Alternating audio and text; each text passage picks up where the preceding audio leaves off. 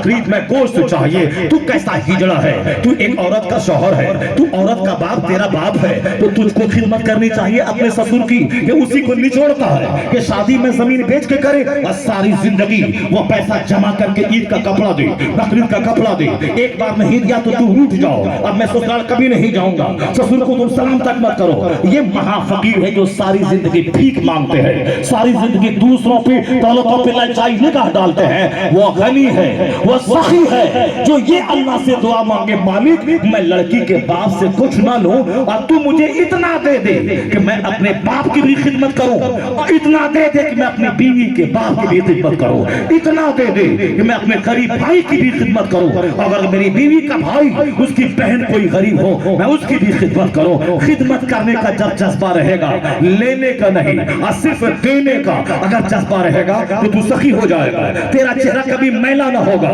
تیرا ہاتھ ہمیشہ اونچا رہے گا، تو ہمیشہ سرخرو رہے گا۔ یعنی جو دینے کا مزاج بناتا ہے اللہ اسے غنی بنا دیتا ہے، اس کے سینے کو فراخ اور کشادہ کر دیتا ہے۔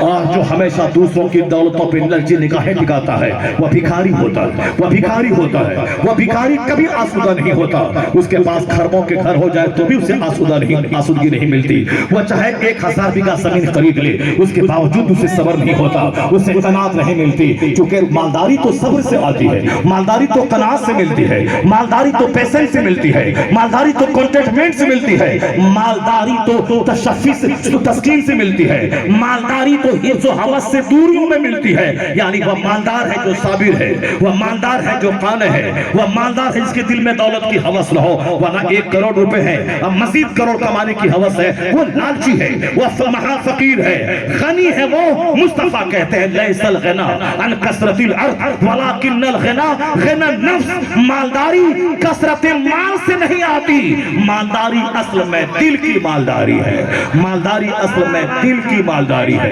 مالدار ہے وہ جو سخی ہے، مالدار ہے وہ جو دوسروں کی دولت پہ نگاہیں ٹکا کے نہیں رکھتا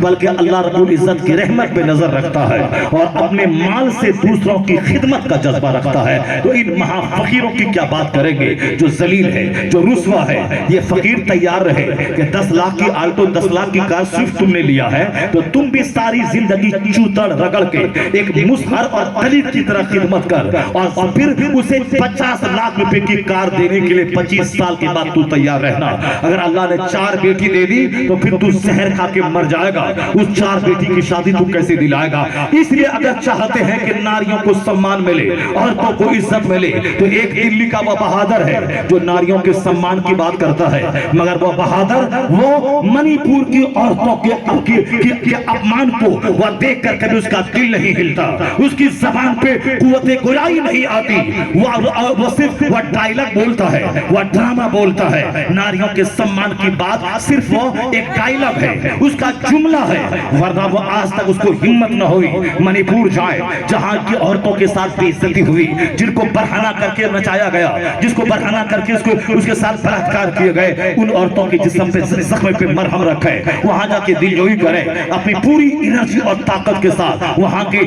اس جنگ کو دور کرے، وہاں کے اس دنگے کو دور کرے۔ ورنہ ایک ہندوستان کا ہیرو اگر بہادر چاہ لے گا، جس کا سینہ بھی بہت چوڑا ہے، جس کے پاس طاقت بھی بہت زیادہ ہے، جو اپنے آپ کو سب سے زیادہ مضبوط طاقتور ہندوستان کا چودھری اور چوکیدار کہلاتا ہے، جب بڑی طاقت تیرے پاس ہے اور بڑا چوکیدار تو ہے، ایک بہن کی آبرو لٹ رہی ہے، اسے ننگا کر کے لوگ اسے گھما رہے ہیں، اس کے ساتھ ریپ کر رہے ہیں، اور تو چودھری اور کوتوال اور صاحب وہ حاکم بنا بیٹھا ہے اور تجھے اس کے بارے میں کوئی صدمہ نہیں ہے۔ یا آئے دن اخبارات میں خبریں ملتی ہے کہ فلاں کوئی عورت ہے 50 ٹکڑے میں کاٹ کے اس کو پھینک دیا گیا، فلاں عورت ہے کوچنگ سینٹر میں چند گھنٹوں نے اس کا کڈنیپ کیا، اس کے ساتھ بلاತ್ಕಾರ کیا، پھر اسے ذبح کر کے پھینک دیا۔ ہر اخبار میں آئے دن عورتوں کے تعلق یہ خبریں آ رہی ہیں، پھر بھی وہ کہتے ہیں کہ بیٹیاں بڑھیں گی، بیٹیاں بڑھیں گی، بیٹیاں پھیلیں گی، بیٹیاں پھولیں گی، ہم نے اپنی بہنوں کو یہ تحفہ دے دیا ہے، ہم نے اپنی بہنوں کو یہ صاحب گفٹ دے دیا ہے۔ یعنی پھر ٹھٹائی کا یہ عالم ہے، ایک طرف عورتیں ذلیل ہو رہی ہیں اور دوسری طرف جملے کی کوئی کمی نہیں ہے، یہ جملوں کی بوچھار کر رہا ہے، مجھ سے بڑا طاقتور کوئی چوکیدار نہیں ہے۔ ایک قوم مسلم جان لے کہ عزت کوئی دوسرا عورتوں کو دے ہی نہیں سکتا ہے، عزت اگر کوئی دیا ہے تو مصطفیٰ جان نے رحمت نے دیا ہے۔ पैगंबर आजम ने दिया है। औरतें ज़लील थी, औरतों की कोई पूछ नहीं थी। बाप अपनी बेटियों को जिंदा दफन करता था। औरतों को सिर्फ जिस्मानी तस्कीन का खातिर का जरिया समझ लिया गया था। बाकी औरतों को डाइन कहा गया, औरतों को कातिल कहा गया, औरतों को बिल्कुल समाज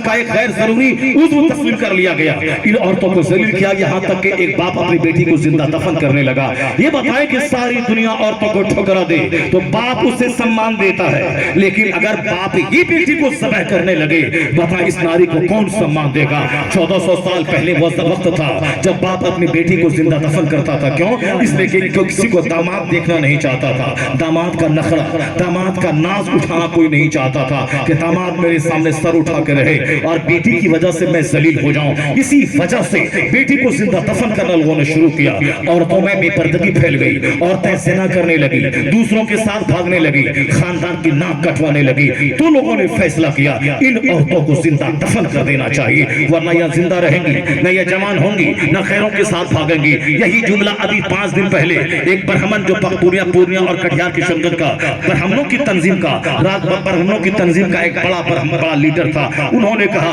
कि मौलाना साहब आने वाले 10-20 साल के बाद वो दिन भी आप देख लेंगे कि कोई भी एक बाप अपनी बेटी को पैदा नहीं करेगा, औलाद ही नहीं पैदा करेगा। तो जब वो देख लेगा कि 12 साल की बेटी 18 साल के लड़के के साथ भाग रही है, खानदान की नाक कटवा रही है, खानदान को जलील कर रही है, तो क्यों 1 माह 2 साल तक अपने पेट में 9 महीने तक अपने पेट में बच्चे को रखेगी? क्यों वह 2 साल तक खूने जिगर दूध पिलाएगी? क्यों वह 10 साल तक वह पेशाब और पाखने का फलिया 1 माह धोएगी? इसीलिए कि तब यह 12 साल के हो तो गैरों के साथ भाग जाए, किसी चमार के साथ भाग जाए, किसी टोम के साथ भाग जाए, किसी हरिजन के साथ भाग जाए, किसी समाज गली चुगली के कुत्ते के साथ भाग जाए, इसीलिए बाप पालेगा। मैं कहना चाहता हूं कि एक माँ 9 महीने तक पेट में रखती है, कितना दर्द होता है। एक छोटा सा ट्यूमर अगर किसी माँ के किसी के बदन में हो जाए, एक बोझ लगता है। अगर गले में किसी का थोड़ा सा घिघा हो जाए, वह 100 ग्राम का, वह ऐसा बोझ लगता है कि जैसे कि वो मर जाएगा, जल्दी से उसको काट के अलग कर दे। लेकिन ये बता दे 4 केजी का बच्चा एक माँ अपने पेट में रखती है, कितना बोझ होता होगा, कितनी तकलीफ होती होगी। यह तकलीफ उससे पूछे जो औरतें हामिला होती है, उनका चेहरा सूख जाता है। उसका जब जैसे जैसे बच्चा बड़ा होता है पेट में और बड़ा बच्चा वजनी होता जाता है, उसका पाँव भी सूख जाता है औरत का, उनका चेहरा भी सूख जाता है, बंद हो जाता है। वह सारी